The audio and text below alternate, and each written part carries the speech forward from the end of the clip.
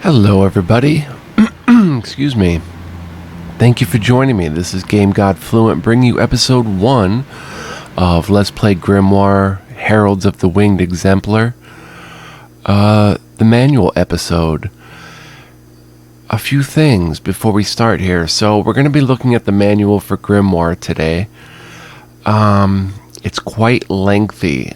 One page of 163. So it might take 2 episodes to get through this. But I'm going to try to fit as much as I can into the first episode. And also, it's 5 o'clock in the morning and I haven't slept. I also took melatonin to try to help me sleep, and I just didn't feel like sleeping. It's not insomnia or anything, I just felt like doing this instead. So I've been up a bit. Hopefully, the video still turns out good. We'll see, right? Alright, so this is Grimoire, Fantasy Role-Playing System Official Game Player's Guide by Cleveland Mark Blakemore, the Senior Developer, version 1.2, from 2019, Golden Era Enterprises. So we're going to be checking out the Grimoire manual. And as you can see, there's a lot of stuff here, and the game is very complex. I've been looking at this manual now for about 2 days, just kind of reading it and going over it, and the game is extremely complex, and I'm trying to learn as much as I can about it before I dive in. I don't need to know everything, but I want to have sort of like a baseline of knowledge so that I can pull from that and kind of at least progress in the game and understand what's going on. I'm gonna light a cigarette here.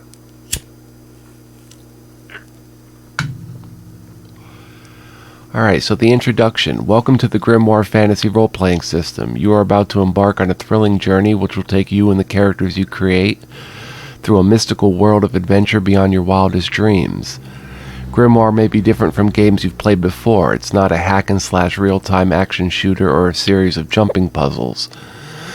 Grimoire is a classic role-playing adventure with a focus on the single-player experience, story, atmosphere, exploration, discovery, problem-solving, inventory management, interaction with characters, and strategic turn-based combat. Grimoire is the result of over 20 years of intense design passion and perseverance. Everything about this game has been designed to engage you, delight you, and challenge your prowess as a computer role-playing enthusiast to the utmost degree. So as you can see already, pretty lofty goals here. And, you know, he pretty much met them as well. This is a really interesting game we're getting into. This game has no graphic violence, profanity, drugs, nudity, or adult situations. We designed it to appeal to all kinds of people from ages 6 to 60 by simply making the very best game we knew how. Although the game features both magic and monsters in an imaginary setting, this is no way should be mistaken for an endorsement of the occult or the supernatural. We designed this game for the enjoyment of everyone who plays it at any age. So it's really designed to capture our imagination and be a very fantasy and magical type of world. Very cool. The story elements you'll find in this game resonate with classic archetypes from legends and myths of the Western world and many other cultures, blending many different settings and mythologies into one grand tapestry that is the world of Hyperborea. It all feels familiar somehow, like someplace you visited before. Perhaps you have. The real measure of success for this game is how much fun, escape, and sheer pleasure it brings you and others you may share it with. If you enjoy this game, please tell your friends about it and encourage them to buy it, download, and play it. You'll be helping to preserve the best creative values for the computer game industry and encourage healthy, wholesome electronic entertainment for yourself and others. We had a wonderful time creating it and hope some of that shines through in the final product. If you have a good time playing it, please by all means let us know by emailing us at our contact details or visiting our website. So, I hope I'm doing good by Mr. Blakemore by sharing this stuff with you guys. It definitely inspires me to share. So, what is fantasy role-playing? We'll go over this. It is It is as if a book of fairy tales opened up and you stepped inside. In this world, magic is real. Beautiful, exotic, and strange places conceal ancient secrets, hidden treasure, and fearsome monsters. Brave heroes require all of their wits, wizardry, and strength to solve deadly puzzles and survive against terrible villains. In this world, you manage not just one, but several characters which you create and breathe life into. Just as in folktales, it's up to you to balance that hardy band of adventurers to make sure that the group will possess the necessary variety of skills to cope with the unpredictable challenges that face them in their quest. The art of fantasy role-playing was originally confined to games based on rules administered through dice rolls, miniature figurines, and paper maps. With the advent of the personal computer, the promise of much richer and more engaging fantasy games seemed to be a natural progression. Grimoire continues to reflect the heritage of this style of game in the structure of its rules and system to appeal to both admirers of traditional dice and board games, as well as players who are interested in the computer game genre. Fantasy role-playing on a computer is very complementary to the original game format, especially so in the case of Grimoire, which is modeled directly upon the experience a player gets when sitting around a table using dice and paper sheets to record information. So very much a tabletop-like experience. So here we go, we're getting into the action screen. It's where all the action and adventure takes place. Whether you create and assemble your own party or jump right into the game using the quick start button, this is where your characters explore a breathtakingly gorgeous 2.5D environment, combat ferocious monsters, examine their inventory, talk to characters they meet, and hopefully win the game. So this is what the main game looks like. You have your 8 characters around, and then you have your viewport, and dialogue and stuff goes down here. We'll get into that more. What is the party?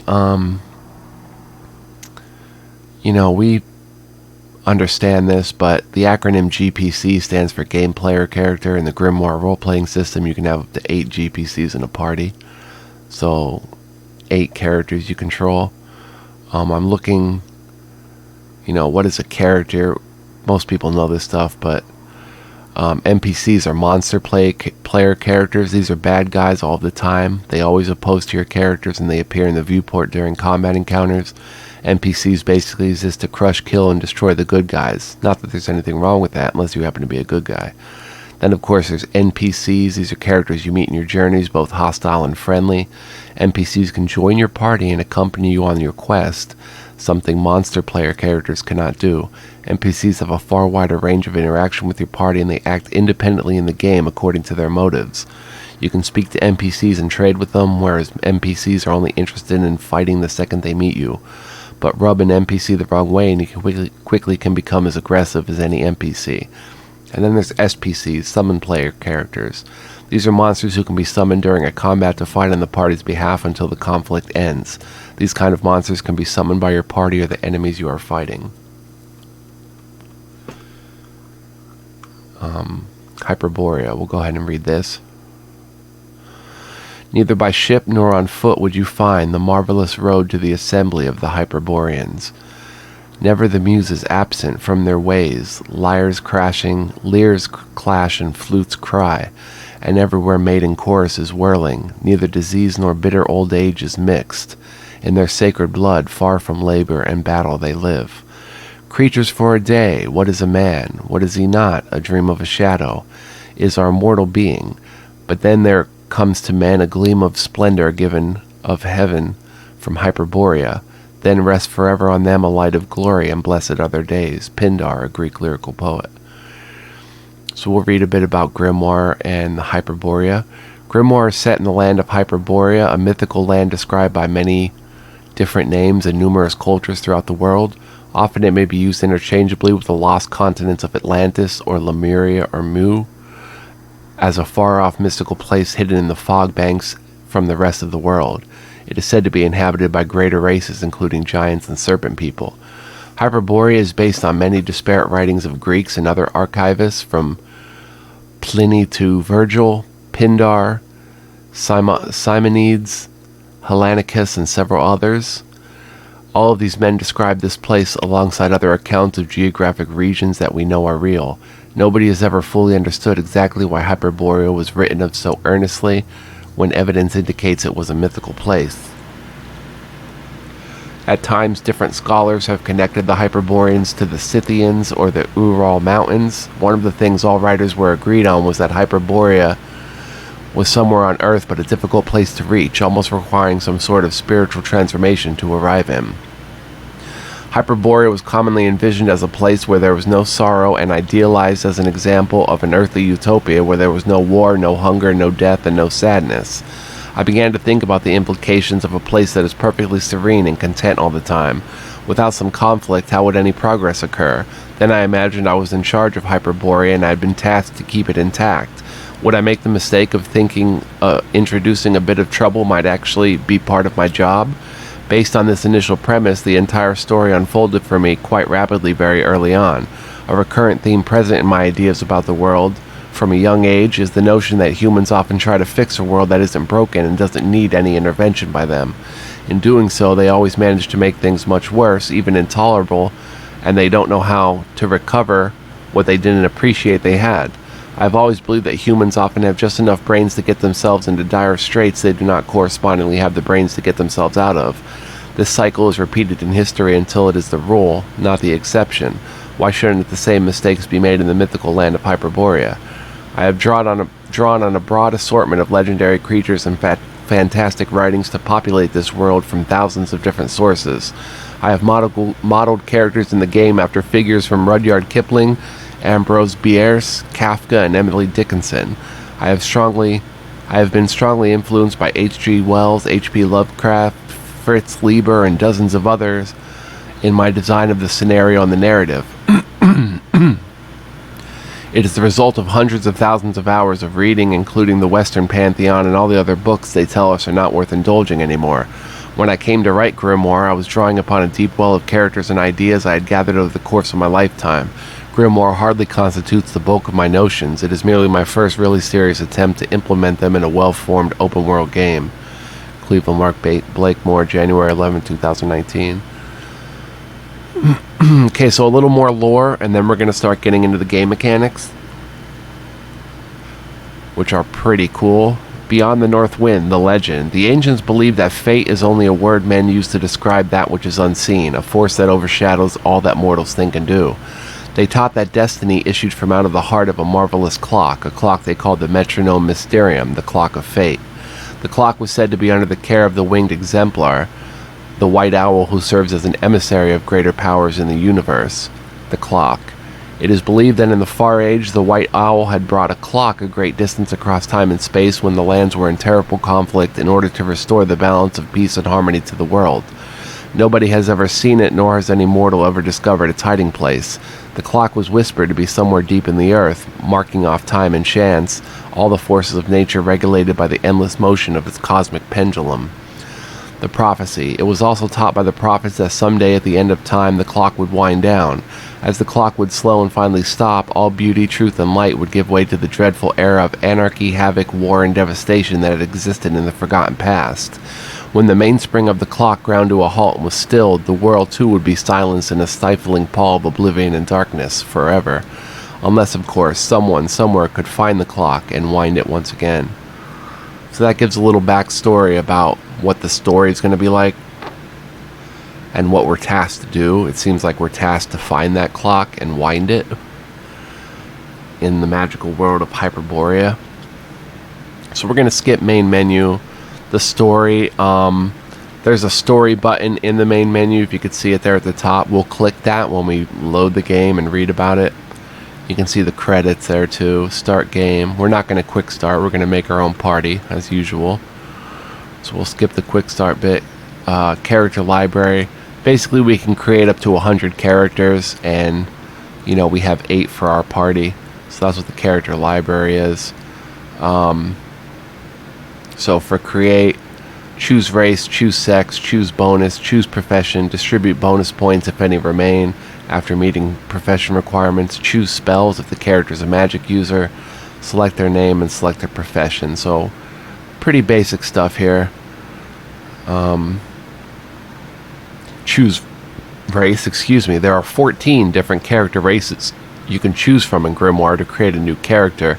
Each race has Advantages and disadvantages. Humans are the closest to the mean or average in all things and pursue the widest variety of occupations, of professions. So 14 different races, as you can see here. We'll get into the races later. Choose sex for the character. Male and female have instant differences. Females start with a 25% penalty to strength, but an automatic increase of 20% to their fellowship, which is like their charisma, which we'll also get into. So there are differences in male and female. Choose your bonus. You can choose between two different kinds of dice to roll to generate the bonus. Both have the possibility to generate the same maximum dice roll, but they have different minimums, and the spread of points can vary considerably. So you can pick, roll some dice there. Choose your profession. 15 different professions, but you have to roll a bonus that qualifies you for the profession. And of course, there's multi-classing. If you can't reach the profession at first with not enough bonus points, you can gain the points later and then multi-class later. So distribute bonus points. Once your character uses the bonus roll to bring their attributes up to the required level for the profession you've selected, it's likely there will often be bonus points left over. You'll be prompted in this instance by a menu of choices asking you how you would like to distribute that bonus. So you can choose hit points. They'll be added to the total amount of damage your character can sustain. You can choose attributes. The bonus points will be available as points that can be custom added to existing attributes in the character review screen. You'll be able to add these points to any attribute other than Destiny. You could choose skill points. The bonus points will be available as points that can be custom added to existing skills. Or you could choose to add it to Destiny attribute. This can have a profound effect on saving throws against many kind of attacks that would otherwise be fatal when playing the game. We'll get into Destiny too. Choose your spells.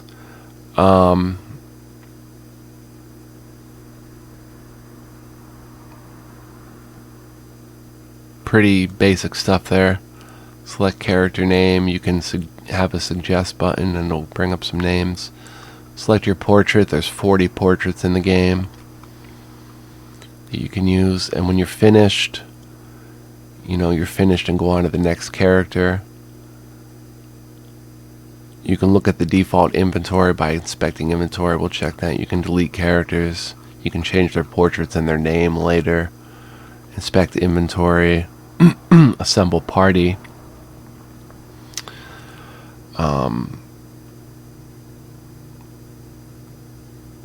Marching order is interesting. Takes you into a sub-menu where you select the arrangement of party members from front to back according to 3 criteria.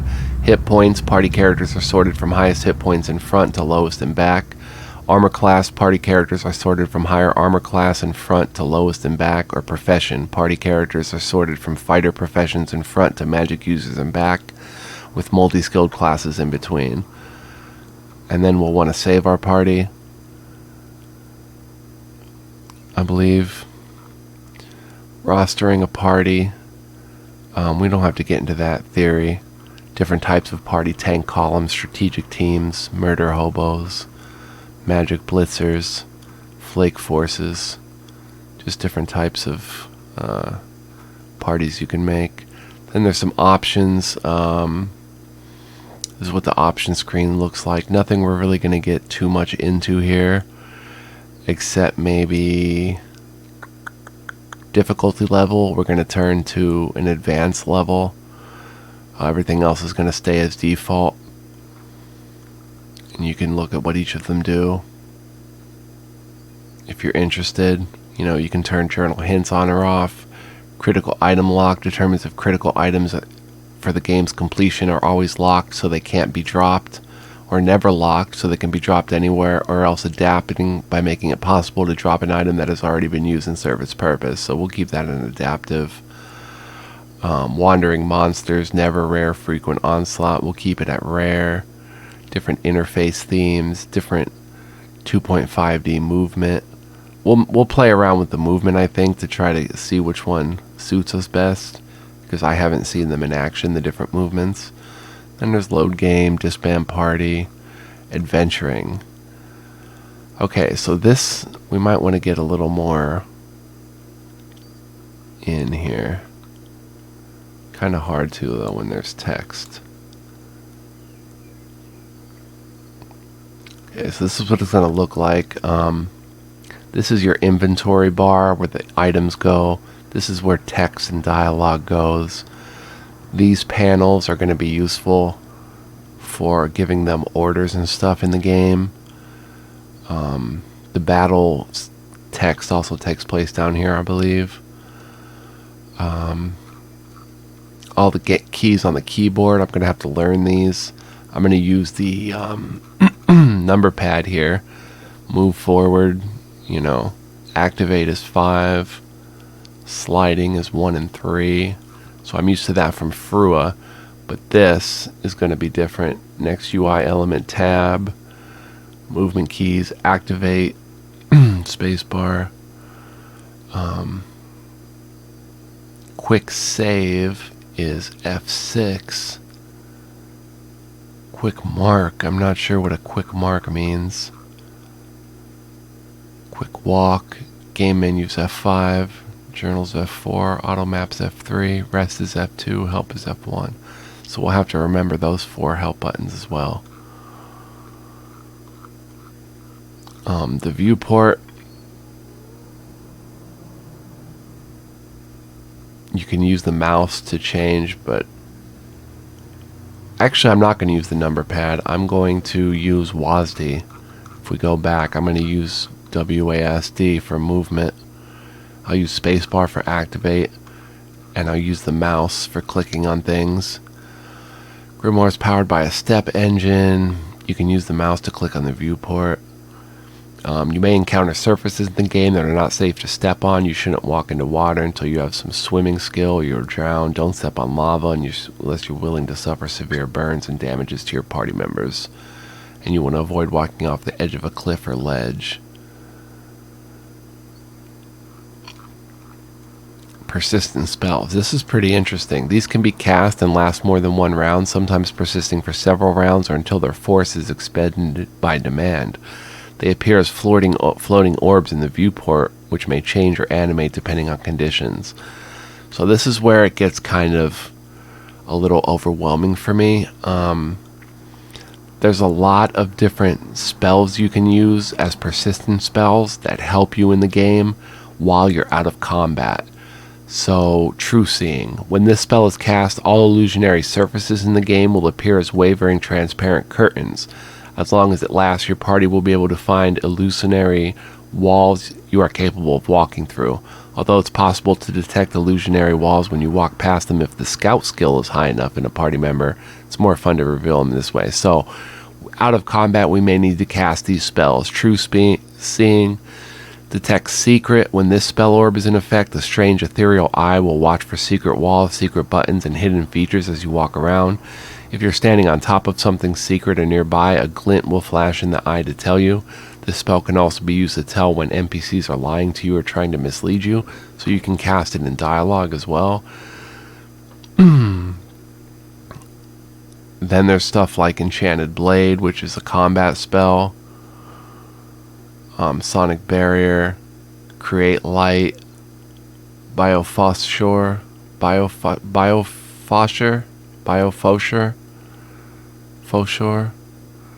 produce a floating candle inside an orb that extends visibility in the dungeon a few more steps than is ordinary. This can help you find your way around more easily, particularly if the dungeon is quite dark. We can identify, improved identify, which is like a higher level identify spell. Featherfall, Time Stop. The spell will effectively freeze all your opponents in combat. Trap Glue and Ultra Glue. When this spell is active, it attempts to jam all traps on the locks of chests and doors so they do not activate even if you trigger them. This can be life-saving with higher level locks and prevent deaths that might occur from mistakes made while picking the lock. Water Walking. Magic Bells. This spell prevents you from being surprised while resting by attempting to rouse all your party members from sleep as quickly as possible. It can be used to wake your party members up when they've fallen asleep in combat or been cast into sleep by magical attacks. It's best cast before resting to protect the party from wandering monster ambushes. Fire Walking allows you to walk on fire. Spider Crawl assists the party greatly in climbing up sheer surfaces without falling. It gives a boost to the climbing skill of all party members. Luck Angel, the floating four-leaf clover, will assist the party during combat and while adventuring, making the party seemingly very lucky in all things, including saving throws in their attempts to do anything. Direction, when this orb appears, the current compass direction the party is facing will appear in the orb. This can help in dungeon navigation and mapping. Missile Shield, Magic Moth, automatically identifies all enemies in combat and also helps in lockpicking. Magic Shield, Armor Plate, Gaze Reflection and Mirror Mirage. Attempt to reflect attacks using gaze, light, sight, or illusion. Scarab of Ra is very powerful to use in combat. At the end of every single round of combat, it will charge up your party to their former hit points, no matter how much damage they took during the round, for as long as it persists. So those are cool. The Legend appears below the viewport and helps assist the player not only knowing where they are, but what they are on. It will always have the current region listed in the center, and the context appears on the left and right side. We'll tell the player if they're on a boat or in lava or on water.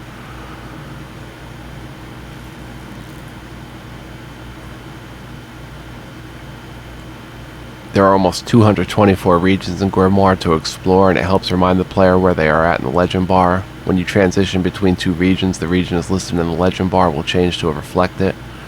So here's your inventory bar. It's found beneath the viewport and in the legend. Quickly scroll through items carried by the party as well as use, say, and move them. So it's a single party inventory. We all have access to it from this bar, which is pretty clever. You can scroll through it with the arrows.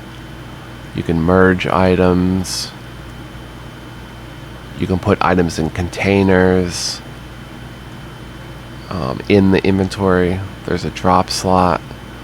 Any item that is dropped onto this cell and released is dropped to the floor of wherever you are at the time. Depending on your settings and the configuration, you may not be able to drop a critical item this way. If you absolutely need to drop something that is critical, set critical item lock to none to permit you to drop the item, but be careful doing this. If you drop this is cool. If you dropped an item somewhere in the dungeon, it remains where you dropped it for all time. You can always go back to retrieve it if you can find it. Use the locate item spell on a map you dropped the item on is very good for revealing its location if you return much later again to pick it up. So that's pretty interesting. Logo summary includes the name of your party, the amount of gold you're carrying, the percentage of global map and current local map you've explored. Also see the number of total monsters you've killed since the game started, as well as the current game turn.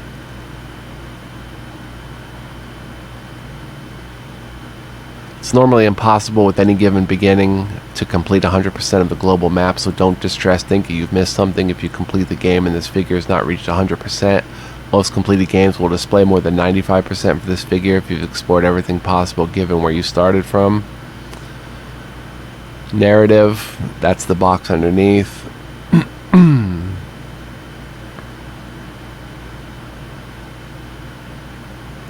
Before you have finished the game, you will have experienced a great deal of it inside your own mind with the help of the narration. This is because Grimoire has literary origins and reflects the inspiration it draws upon from the stories of classic fantasy adventure long before computers even existed. The role of the Dungeon Master since the earliest tabletop dice games has been to help illustrate the game with accompanying prose. So we'll get nice dialogue, subtle game hints, useful information, and sometimes even your own thoughts as you make your way through the adventure. Already on 63 of 163, so this is going pretty well. We're at about a half hour. So the game controls. There's 6 buttons clustered around the narrative window that we have to learn.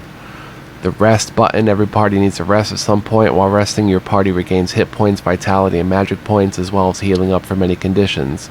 It's important to pick a safe place to rest to avoid being ambushed by wandering monsters while sleeping. There's an options button, the Orienteer. The party needs to map their exploration with orienteering, and here they can find their current map for the region they are exploring, as well as a master atlas of the entire world of Hyperborea. There's the inventory workshop, which we'll get into in a bit. There's the journal. And gold pile tells you all the gold you're currently carrying. Rest. Sooner or later, your party will have to rest. Without sleep, you'll get progressively more tired, losing vitality from exertion, hit points from damage and fights, and magic points from casting spells. Fortunately, resting will heal all 3 of these stats, as well as a lot of conditions you could get while adventuring. There's 2 conditions you should not sleep on: poison and disease. Poison will continue to burn through your system even while you're asleep, doing you progressive damage until it kills you or you sweat it out of your system. Many an adventurer can die from poison while laying down to rest.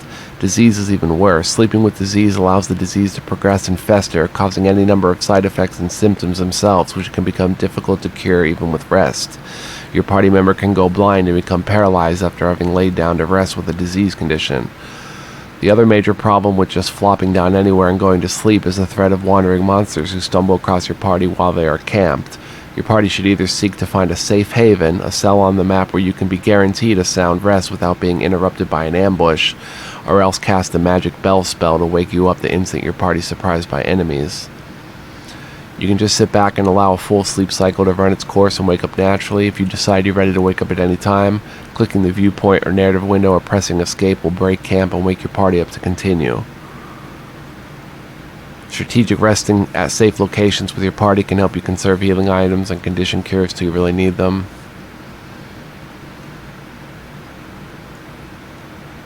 Orienteer. We can make footnotes on the map. You click a cell where you want to assign the footnote. If you want to search for a map, you can type a keyword into the same enter text box and click search button to see if it can be found in the list of existing maps you have already explored. The next correct match for your keyword will then flip to that location in the map window if it's found. And lots of icons on it. When you enter this window, you'll see your current location in the mapping window by default. This is a top-down abstract view of the layout. There are custom icons to represent various features you've uncovered while wandering around. You can see special marker tiles for water, lava, and empty pits. Icons of ladders and stairs will show you an arrow going up or down to tell you the orientation of this egress from the current region you are in. If you decide you want to automatically walk back to a cell, you can click Set Path.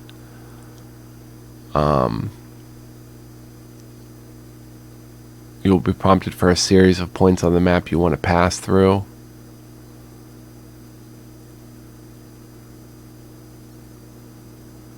Pressing the small campfire icon.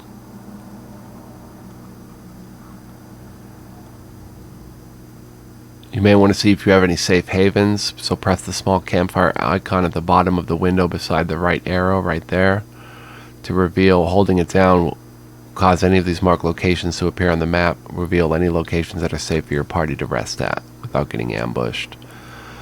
So you can set a path if you want to. The View Atlas button switches to a global map of the entire game. Let's see how Pathfinder works. You'll be prompted for a series of points on the map you want to pass through. To erase a point already on the map, click it again. You can set up to 9 points for a path. When you'd like to see a path on the map you have created, press the button Pathfinder. You'll see your route traced out on the map in little footprints. Now when you exit with a path on the map, you can click on Exit and Walk to automatically walk hands-free back to your route. The Pathfinder will walk you back through doors and around any turns, but you cannot trace a path back through water or lava because of the danger involved. The auto-walking feature comes in handy to go back to something very quickly you've already discovered on the map. Journal. If you ever find yourself floundering in the game and unsure how to proceed, go into the journal and look carefully through your notes. Many times they'll remind you of a quest you've yet to fulfill, a key you need, or to give you a hint of how to solve a puzzle. Up to 9 notes can be stored on any subject in the game, consisting of locations and items. You can flip through these various categories with the radio option buttons on the right side beneath source of information.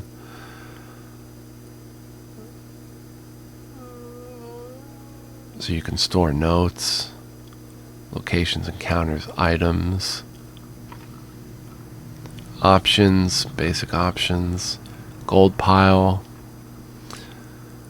Okay, combat orders will appear when you're in a fight at the bottom of the viewport and give you a basic overview of what your guys are doing. So if Galen is casting poison, it will show up here and fight and using the breath, King Cool, and stuff like that. So that's important to review before you end your combat turn.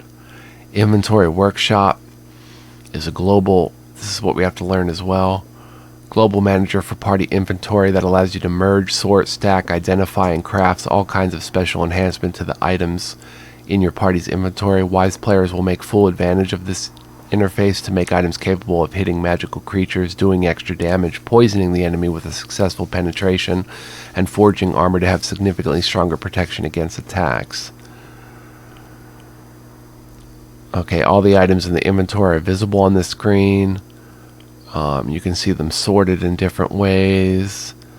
Depending on the assaying skill of the current character you have selected, you'll see possible merges with required skills and craft options for the items, if the item can be poisoned, sharpened, forged, stacked, etc. So there's different things you can do. The hearth, the shrine, the forge, or the alchemy bench.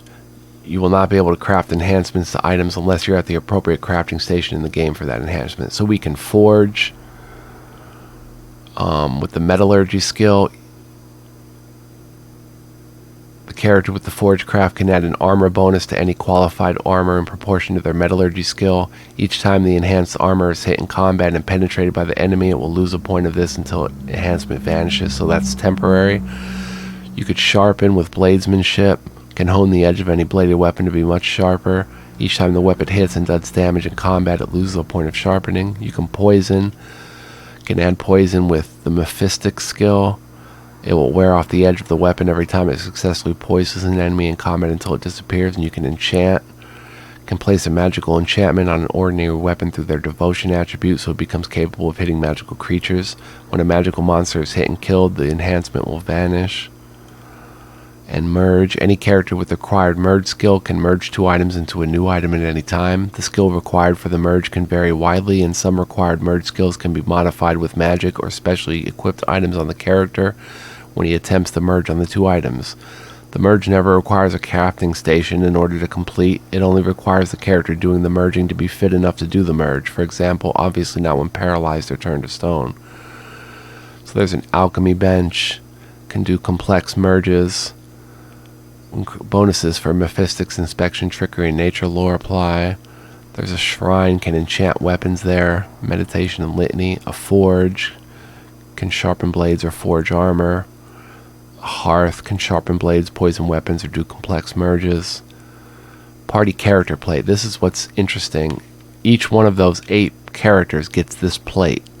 So we have the character portrait, the status bars, the name tag button, what they're carrying in each hand, control flippers, item workshop right there, the inventory workshop, encumbrance right here, their condition right here, and operation control here.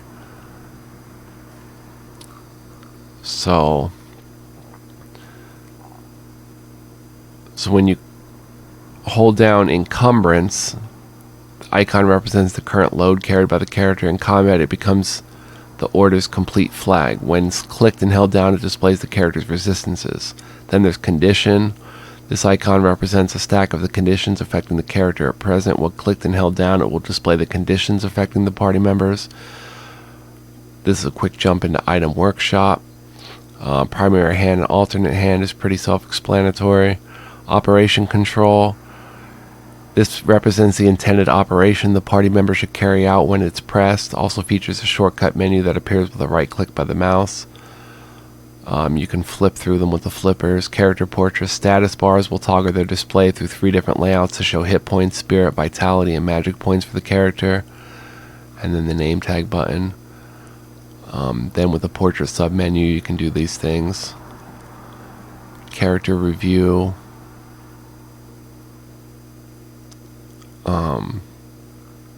We can look into that more when we're playing the game.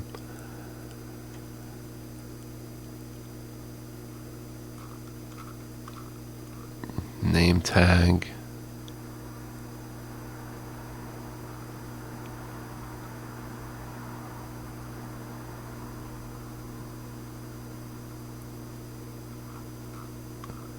Status bars. There are 3 different ways to view the status bars. They're accessed by clicking on the status bars until the view you want is showing. Click them again to change back to the original one. So you can have their race, their class, their gender, and their level, hit points, spirit, vitality, magic, or same things in numeric form. So that's pretty cool. So hit points are hit points. Spirit will normally stay at 100 until the character experiences a great fright or is terrified in the presence of evil. Once this value drops under 100, the character grows fearful and timid and may start to lose further spirit every single round during combat. It can be recovered by resting in a safe haven, sleeping at a shrine, or by the use of bless and sound mind spells. If a character loses sufficient spirit, they will simply cower during a fight and unable to overcome their own fears. Vitality is the amount of stamina the character has, and it declines when walking and exploring. In combat, when performing physical tasks, it can be recovered by resting or by using restorative potions, spells, and magic fountains. A character who is swimming, whose vitality declines to 0, automatically drowns. Breath weapons also use vitality instead of magic points, so a character can become exhausted by frequent use of their special ability during combat. Magic can be restored by resting. The rate at the points are recovered is directly related to the character's race, and some races recover points more swiftly than others do.